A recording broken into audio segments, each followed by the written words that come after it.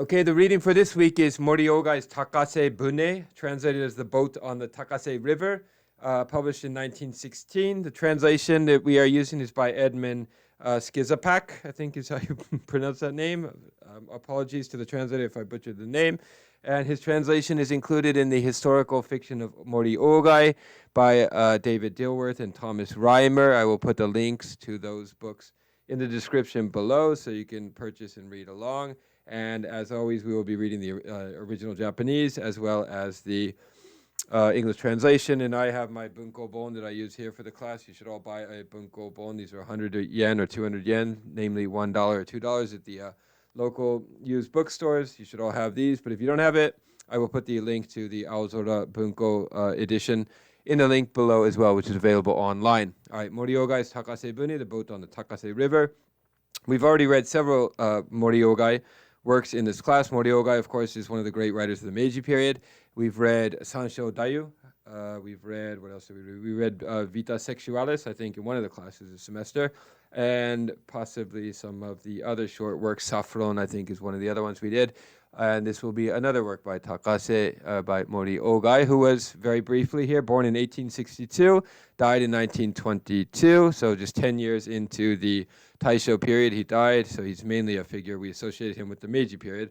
Born in Shimane-ken to a family of physicians, to the daimyo, and he writes about physicians, of course, in his famous shiden, or historical accounts, I think is how that word shiden is often translated. And he's famous for his shiden as well as his rekishi monogatari, or rekishi shosetsu. And the work we're reading today, along with Sansho Dayu, which we did the other day, is an example of the latter, of the rekishi shosetsu. He received elite education in Neo-Confucian classics, like many of his generation, Ishikawa Jun, for example, Natsume Soseki.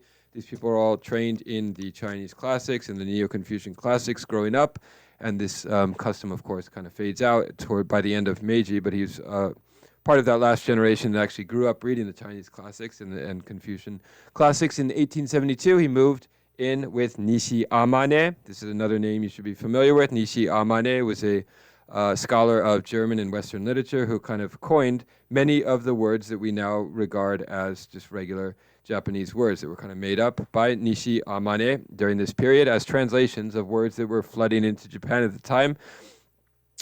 Western words such as kindai and kagaku and so forth, science, and all these words that didn't really exist in Japan prior to the Meiji period. Graduates from Tokyo Imperial University Medical School.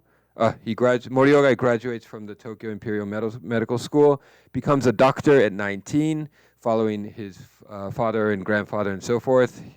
At that point, he starts reading late Edo Gesaku fiction as well, and he's sent by the army to study in Germany from 1884 to 1888. And he, of course, famously writes about this in his story, Mai Hime, which we've also read in the class. I should add that to the list of works we've already read. Encounters European literature around this time in his early 20s, publishes Shigarami Soshi, a journal, I think that is, in his own book of poetry called Omokage, in an anti-realist German romantic vein. So in this famous debate between Mori Ōgai and Tsubouchi, for example, Mori Ōgai is associated with the more anti-realist tradition, the romantic tradition that comes from Germany, whereas Tsubouchi Shoyo, who had studied English literature and was very influenced by English realism, kind of advocates for the realist approach to literature, and they have this famous quarrel that we'll talk about in class. He institutes modern literary criticism in Japan based on the aesthetic theories of Karl von Hartmann. All right, so modern literary criticism as a discipline kind of begins with Mori Ōgai in a sense. In 1890, he publishes Mai Hime, the famous work that is written in a kind of crossover of half classical Japanese, half modern Japanese. And this is his work that describes his own experience, based loosely on his own experiences in Germany as a young student. His own exile to Kyushu follows. He's appointed Surgeon General in 1907. Edits Mezamashi Gusa, the journal from 1892 to 1909, while serving in the army as a surgeon. He also translates. He's a very important translator as well, known for his translations of the works of Goethe, of Schiller, of Ibsen, of Hans Christian Andersen. Many of the short stories are included in his Shokoku Monogatari, for example, and Hauptmann, From 1912 to 1916, he writes his historical stories. So his Rekishi Monogatari, Rekishi Shousetsu or Rekishi Monogatari, of which this work is one famous example, along with Sansho Dayu. From 1916 to his death, he moves away from the Rekishi Monogatari style and pursues this style that he pretty much invented on his own called the Shiden. The Rekishi no shi is the kanji for that. Literary biographies is how it's translated. For example, Shibue, Chusai, and so forth. His literary style is often characterized as Apollonian, rational, stoic, manly, and understated. But this is kind of a conventional reading of his works, and there are, of course, more sort of Dionysian elements in his works as well that we will explore in class. All right, now on to the terms, particularities of culture. And these, you will have to review these before you move on to study questions and understand them in order to answer the study questions. Number one on the list is showing or depicting versus telling. These are the two kind of main methods of writing fiction. Showing versus telling, you've heard these before in class. Fictional discourse constantly alternates between showing us what happened and telling us what happened. All right, so showing, Japanese shimesu, telling is noberu, or the jinobun, as we say, the sort of third-person narrative voice is the telling. The purest form of showing is the quoted speech of characters in which language exactly mirrors the event, the speech event. So the elements or the parts in the story that read more like a play, for example, those are the examples of showing. All right, you must be careful, however, that quoted speech does not always have to be exclusively depiction. Depiction often involves the use of metaphor and so forth. There's a little note from Angela Yu there. Showing, by contrast, is the mimetic elements of the work, right? The representational elements of the work. The conversations, the direct depictions of the action, the character's thoughts transcribed as they actually are taking place in the character's head, which we call interior monologue, of course. This is the preferred method of Western realism. There's that famous axiom that says, show, don't tell, right? A lot of writers sort of follow that. This is not really so much the case in Japan, but we can look at this story and see which is more prevalent, showing or telling. All right, telling is the non-mathematics. Some more notes about that. We'll skip that. Rekishi Shousetsu, or Rekishi Monogatari, the historical novellas. This is the fictional works. These are the fictional works that deal with historical themes in an artistic or psychological way, usually with contemporary relevance. So this work that we're reading today, Takasebune, takes place in the distant past, I think, but it is about sort of things that Japanese of the late Meiji period or early Taisho were talking about, namely euthanasia is the sort of main theme of this work, andakushi, as we say in Japanese. Ōgai began writing in this genre after Nogi, General Nogi Taisho, the famous general who sort of led Japan's wars of the late 19th century, after his junshi, suicide, in 1912. Right, so General Nogi committed junshi after the Emperor Meiji's death in 1912, famously, and then at that point, Ōgai decided that he wanted to turn away from the styles that he had hitherto employed and sort of pursue this, so what he regarded as a more sort of traditional turn to the past. To be contrasted, this style, Rekishi Monogatari or Rekishi Shousetsu, is to be contrasted with the later shiden, or historical biographies that he wrote in his final years. Mimesis, we've already gone over what mimesis means, the imitation or representation of nature, especially in art and literature. All right, some more description on your study guide. We'll go over that in class. Don't need to go over all now.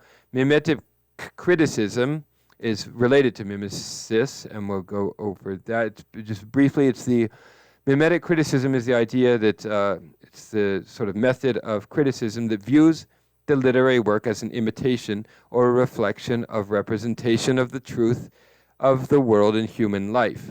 And the primary criterion applied to a work is that of the truth of its representation to the objects it represents. So when you read something, you say, this is unheard of. This can definitely not take place in the real world. Therefore, it is a bad work. Then you are working within the paradigm of mimetic criticism. But we will want to be aware of this paradigm and of its applicability and merits and so forth. Number 5, verisimilitude, seeming to be trueness. The achievement of an illusion of reality in the reader or in the audience is how Abrams describes that. We want to look for instances of verisimilitude in this work. Realism is on your study guide as well. Naturalism, we've all gone over that. Shizen shugi, as we say in Japanese. We've discussed this already. And the theme of self-sacrifice is a very important theme in this work and in many of Mori Ōgai's stories. Akirame, teinen are other related terms of resignation that Mori Ōgai is often associated with. This is a common theme in his works, especially after General Nogi committed seppuku or junshi in 1912. Ware, tada, taruを知るis one of the slogans that he's associated with. I think it appears at the end in the word to this work. All right, Kansei is the era of the Edo period from 1789 to 1802. And this is, I think, the setting of this story. We'll confirm whether that's true or not in class. Euthanasia, of course, is the important theme or contemporary topical topic that appears in this, and we will discuss what Mori Ōgai is trying to say about this phenomenon of euthanasia or anrakshi in this work. And it's worth noting that there were no official laws in Japan prohibiting it at the time. All right, just very briefly now, the study questions answer all of the following. Number 1, examine the imagery in the opening scene. What kind of atmosphere or world does the narrator create with these images and image clusters and so forth? Number 2, how does the author tell the story by using a mixture of telling and showing, which I just explained above? Is there more telling? Is there more showing? What is the effect of each method? Give specific examples. Number 3, how does the text achieve verisimilitude and mimesis? Give specific examples to illustrate your answer. Number 4, how does telling and depicting using these two contrasting methods, how does Ōgai use these methods in order to, as he puts it in the afterword to this work, to adhere to history as it is, rekishi sono mama, and as he puts it, to break loose from history, rekishi banare. If adhering to history refers to a kind of documentation, why is it inadequate to Ōgai? If breaking loose from history refers to gravitating toward metaphor and rhetoric and poetry and so forth, why is this necessary? Okay, so we will note that this Takasebune is an example of rekishi monogatari or rekishi shousetsu, in which he takes elements or material from history and uses that as a kind of starting point to write his own story and to probe psychological issues and contemporary issues and so forth. So the history just functions as a mere starting point. And this is in contrast to his later Shiden, which he wrote in the final years of his life, which which avoids that kind of departure from the historical materials and attempts to present those historical materials as they are. And the final question, how does the writer draw your attention to his storytelling? All right, those are all the questions for now, and now I will turn over the microphone to my assistant, Nicole, who will read this story. It's about 10 pages in the English translation, and we will go over it in detail in class. I will see you all then. The Takase boats are small craft that ply the Takase River running through Kyoto. During the Tokugawa period, whenever a Kyoto criminal was banished to a distant isle, his relatives were summoned to his farewell visit with him. After that, the criminal would be put aboard a Takase boat and transported to Osaka. The official who escorted him was a constable under the command of the chief magistrate of Kyoto, and it was customary for the constable to allow a close kinman of the criminal to accompany him in the boat for as far as Osaka. This was not according to the law, but it was connived, a sort of tacit abridgment of the law. The criminals banished in those days to distant isles were people found guilty of grave offenses, of course. This by no means meant the majority of them were vicious characters, such as would commit murder or arson for the sake of robbery. Most of the criminals who rowed the Takase boats were people who had committed their offenses unintentionally, through some miscalculation. To give a common example, you had those cases where the male partner in an attempted love suicide, of the type then called death by mutual consent, had killed the woman, but he himself survived. Setting out with such criminals aboard about the time when the evening bells were gonging, the Takase boats would speed eastward, the dark houses of Kyoto in sight on either bank, cut across the Kano River, and descend into Osaka. In the boats, the criminals and their relatives would discuss personal affairs the whole night through.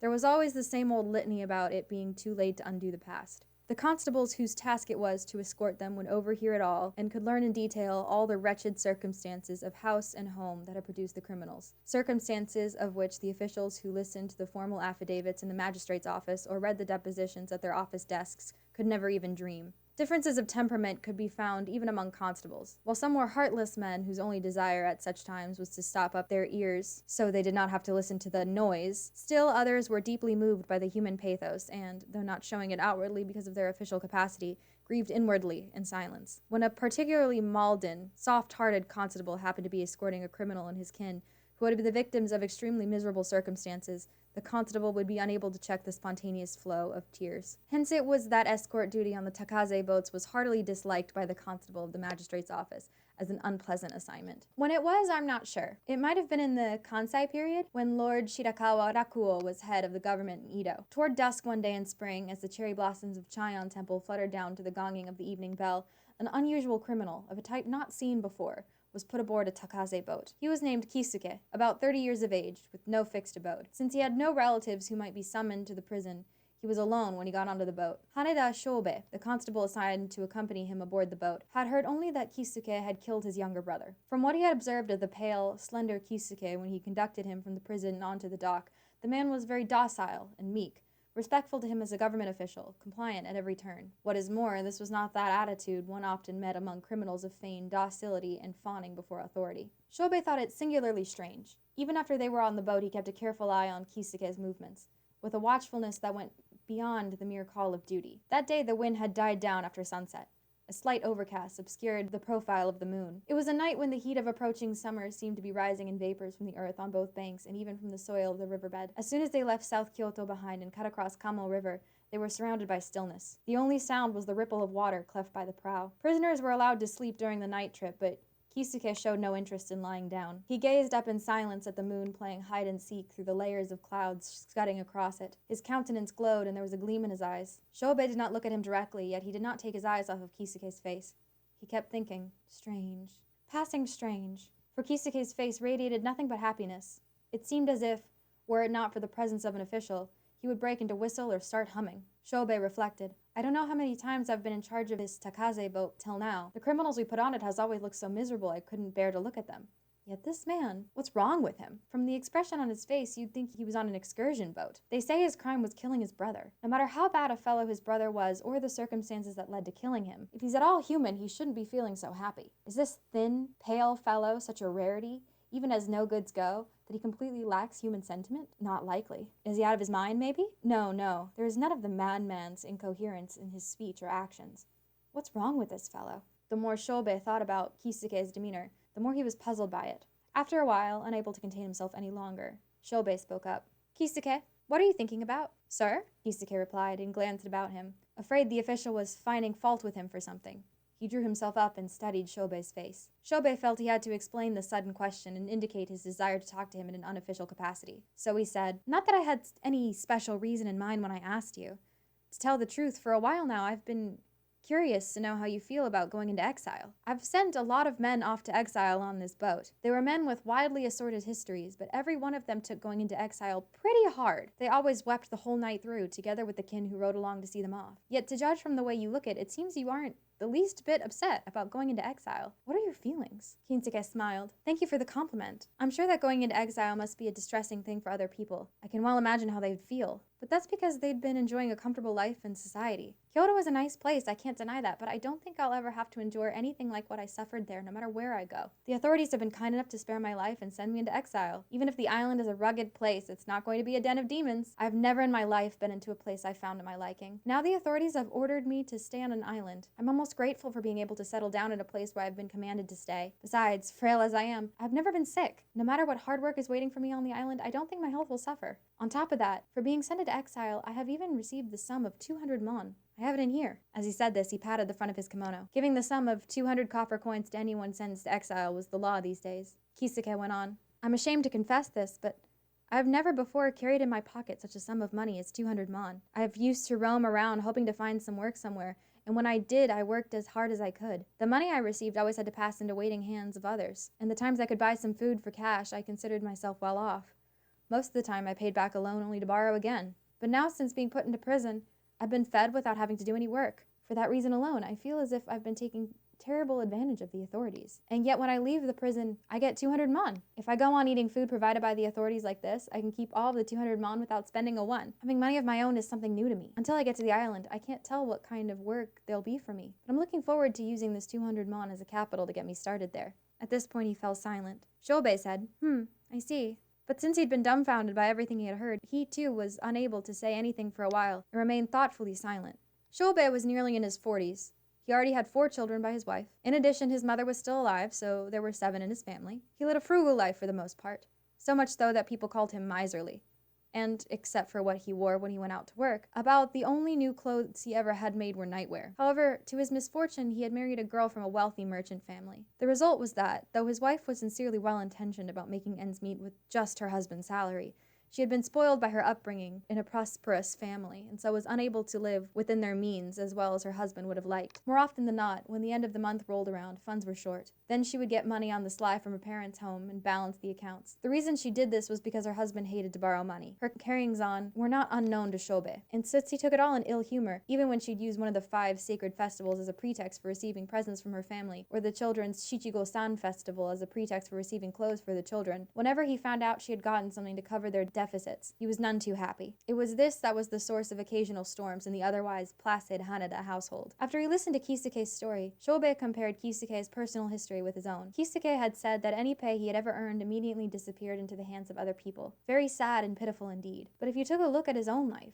what difference was there between Kisuke and him? Wasn't he also constantly handing over to others what salary he got from the government? The difference between them was only a matter of scale, really. And yet he didn't have savings on par with the 200 mon Kisuke was so pleased with. True, viewed on a different scale, it wasn't strange for Kisuke to be happy at the thought that he had a grand total of 200 mon in savings. He could understand Kisuke's attitude. Still, no matter how you viewed the matter, what was strange was Kisuke's lack of avarice and the way he was content with what he had. Kisuke had a great difficulty finding a job in the world. When he did, he worked hard, content with just keeping body and soul together. This was why from his first day in prison he had been surprised at getting, for no toil on his part, almost like a gift from the gods, meals he couldn't get before, and why he felt a contentment he had never experienced before. Shobei realized that therein lay the immense gap between Kisuke and himself. It was not a matter of difference in scale. On his salary, things generally came out about even, despite the occasional deficits. He managed to squeak by. However, he had seldom been content with that. Most of the time he passed the days conscious of neither happiness nor unhappiness, but deep down there lurked an apprehensiveness. At this rate, what would he do if he should lose his post? What would he do if a serious sickness befell him? Whenever he found out about his wife's getting money from her parents to square accounts, these misgivings rose to the threshold of his consciousness. Why on earth did such a gap exist? From a superficial view, it would be enough to say that Kisuke had no dependents. Well, he did. But that wasn't right. Even if he too were single, it was hardly like he'd share Kisuke's frame of mind. The root of the difference seemed to lie much deeper, Shobei thought. His thoughts then turned to such things as a man's life in general. When a man gets sick, he wishes he were well. When day after day he doesn't get a square meal, he wishes he had plenty to eat. When he had no reserve for a rainy day, he wishes he had at least something saved up. Even when he has a little saved up, he wishes it were much more. When you come to think of it, one thing leads to another this way, and there's no telling of how far a man will go before he draw the line. And yet, right before his eyes was a living example of one who had drawn the line. This Kisuke, Shobei suddenly realized. As if seeing him now in a completely new light, Shobei looked at Kisuke with wide-eyed admiration. It now appeared to Shobei as if a halo encircled Kisuke's head as he gazed up at the sky. Shobei, his eyes fixed on Kisuke's face, spoke to him again. Kisuke-san. This time he said san, but his switch to the politer form of address wasn't fully deliberate. As soon as the words were out of his mouth, he realized the impropriety of addressing Kisuke this way, but it was too late to retract them. Kisuke, who had answered, yes, also seemed to feel something was amiss, for he studied Shobei uncomfortably. Shobei regained his composure somewhat and asked, I may seem to be prying too much, but I understand you're being sent into exile for bringing about someone's death. I wonder if you'd tell me how it happened, as long as you've told me the rest. Visibly confused, Kisuke replied submissively, as you wish, sir. Then, in a low voice, he began to speak. It was sheer foolishness on my part, and I have no excuses. When I think back, I find it impossible to explain how I could have done such a thing. I was completely out of my mind when I did it. Both my parents had died in an epidemic when I was small, leaving me and my younger brother. In our younger days, the townsfolk were kind to us, much as one might pity pups born on one's doorstep. So by doing errands and the like in the neighborhood, we grew up without starving or freezing. Even when we got bigger and looked around for jobs, we tried to stick together, the two of us, as much as possible. We lived together and helped each other in our work. Then last fall, he and I both got jobs in the Nishinjin textile mill. We were put to work doing figured cloth. After a while, my brother fell ill and had to quit work. At that time, we were living in Kitayama, in a place no better than a shanty. I used to cross a bridge over the Kamiya River to get to the factory. When I'd get back home after dark with groceries and things, he'd be waiting for me, and he'd keep apologizing for making me do all the breadwinning by myself. One day I went back home as usual, not suspecting anything out of the ordinary, only to find my brother laying face down, atop the bedding, blood splattered all around him. Surprised, I dropped the packages of food I had in my hands and went to his side. "What happened? What happened?" I cried. At this he raised a ghostly white face, smeared from cheeks to chin with blood, and looked at me. But he was unable to speak. The only sound he made was a quiet wheeze from his neck every time he breathed. Since I had no idea whatsoever what it was all about, I said, "What happened? Did you throw up blood?" and tried to get nearer. With his right arm, he propped himself up from a little from the bed. His left hand was pressed tight against his throat, but dark gobs of blood oozed between the fingers. With his eyes, he told me to stay away, and his lips started to move. He was barely able to speak. "Sorry. Forgive me, please. There was no hope of my recovery anyway. I wanted to die quick, make life a little easier for you. I thought I'd die. I figured I'd go deep, then deeper. So I pushed it in as much as I could, but it slipped to the side. The blade doesn't seem to have broken. I think if you pulled it out right, I'll be able to die. It's awful painful to speak. Please help, pull it out." When he took his left hand away, his breath once more escaped from the wound. I tried to speak, but I couldn't make a sound. Without a word, I looked at the gash in his throat. It seemed he had probably held the razor in his right hand and had cut across the windpipe, but failing to die from this, he had plunged it in deeper with a slicing motion. Hardly 2 inches of the handle was showing. When I saw all this, I just stared at him. My mind was blank. His gaze transfixed on me. I finally managed to say something. "Wait, I'm going for a doctor." He threw me a look of reproach. Once again, he pressed his throat hard with his left hand and said, "What good's a doctor? It hurts. Hurry, pull it out. Please." I didn't know what to do. All I did was keep looking at him. At such times, it's strange but true. Eyes have tongues. My brother's eyes kept hounding me and saying, "Quick, quick!" Everything was spinning around in my head. His eyes kept up their dreadful plea. Worse, their look of reproach gradually grew sharper, and finally turned into a glare of hostile hatred. Seeing this change, I finally decided I had to do as he directed. "All right, you win," I said. "I'll take it out." Immediately, his eyes completely changed expression, and they became serene, truly joyful. "You have to go through with it quickly," I thought to myself. I knelt down and leaned forward. He settled himself back onto the side. The arm that had been raised to his throat had dropped onto the bed. I got a tight grip on the handle of the razor and pulled it all the way out. At this moment, the front door, which I had closed from the inside, opened, and in walked in the neighbor woman whom I had asked to tend to my brother while I was out. It was already pretty dark inside the house, so I don't know how much she saw, but she gasped and dashed out without shutting the door. When I pulled the razor out, I had tried to jerk it straight out, but from the way it felt when I pulled, I figured it had cut some part that wasn't cut before. The blade had been facing outward, so the outer flesh may have been cut. When the razor cut in my hand, I just sat there in a daze and watched the old woman come in and then dash out of the house. After she'd gone, I snapped out of it and looked at my brother. He'd already breathed his last. Blood was gushing out from the gaping wound. Until the leaders of the neighborhood association came in afterward and ushered me off to the town hall. All I did was set the razor by my side and stare at the face of my brother, his eyes half open in death. Kisuke had been speaking with his head slightly bent forward and eyes turned upward at Shobe. But when he finished his story, his glance fell to his knees. His story was very consistent, almost too consistent. This was because he had recalled the event any number of times during the past half year and had been forced to recount each detail very carefully every time he was questioned at the town hall or examined at the magistrate's office. As he listened to the tale, Shobe felt as if the scene were actually taking place before his eyes. Halfway through it all, a doubt rose in his mind whether he could really call this fratricide or murder at all. Even when he'd heard the whole story, he couldn't dispel the doubt. Kisuke's brother thought he'd die if the razor were pulled out, so he asked him to pull it out. Yes, one could argue that by pulling it out he'd made him die, he killed him. But it seems his brother was doomed to die anyway, even if he'd left him alone. The reason he said he wanted to die quickly was that he couldn't stand the pain. Kisuke couldn't bear to see him suffer, so he ended his life to free him from suffering. Was that a crime? He had killed him. It would certainly be a crime. But when one considers that he did it to free him from suffering, that's when the doubt came in, and he was unable to dispel it. After mulling over all aspects of the problem, Shobe came to the conclusion that the only thing to do was leave it to the judgment of those above. All he could do was go along with the decision of the authority. He decided to make the magistrate's judgment his own. Despite this decision, though, something still gnawed at his peace of mind, and he couldn't help wishing that he could somehow discuss it with the magistrate. The gloomy night slowly wore on, and the Takase boat, with its 2 silent occupants, softly slid over the black waters. The origin of Takasebune. The Takase River in Kyoto is said to have been dug out by Suminokura Ryoi, the part south of Gojo in 1587, and the part between Nijo and Gojo in 1612. The boats that ply it are tugboats. Since Takase originally was the name of the boat, any river where these boats ply is called the Takase River. Rivers by that name are found in several provinces, but the Takase is not limited to tugboats. Thus, in the Wamyosho, the character kyo is used for Takase. A craft that is small and deep is called a kyo. I referred to the Wakan Senyo Shu in the Chikuhakuin library and found this description. The bow is high, and both the stern and sides are low and flat. The illustration shows a boat propelled by a pole. They say that during the Tokugawa period, when a criminal in Kyoto was sentenced to distant banishment, he was transported by a Takase boat to Osaka. The constables of Kyoto Magistrate's office, who escorted these prisoners, had to listen to one sad tale after another. One time, a man was put aboard the boat who had committed fratricide, yet did not look sad at all. When asked the details, he answered that he had had trouble making a living, and yet, when sentenced to distant banishment, he received 200 mon in copper.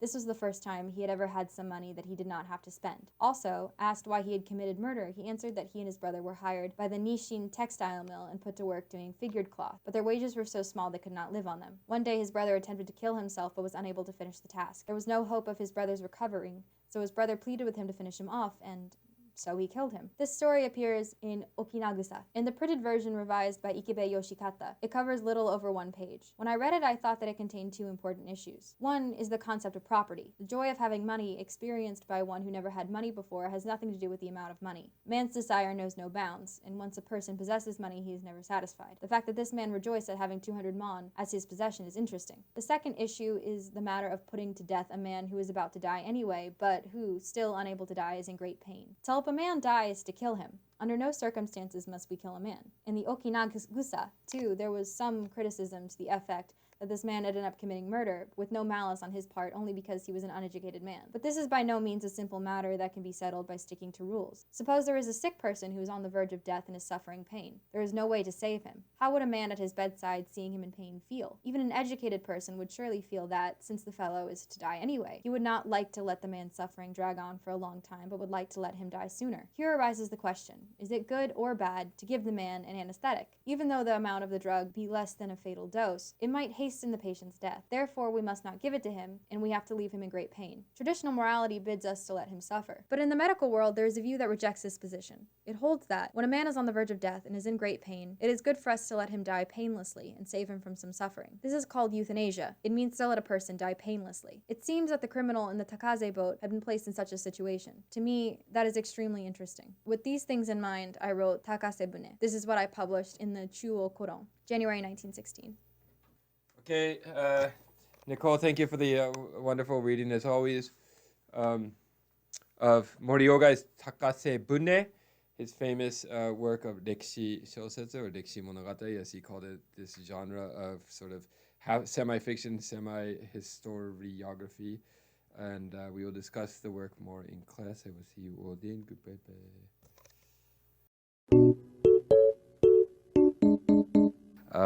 All right. The person from Lodge. All right, keep it. Now you can edit this part out. Edit this part out. Edit this part out. Edit this part out. Very similar. It's a very difficult word to say. All right. Go take a break. Just edit it. This something that's too long. Related terms of resignation that Mori Ōgai is often associated with. This is a. I need a break already. No. Yes, sir. Does it have makeup on it? Does it have, yeah. To give a common example, you had these formal affidavit. It was an shobe.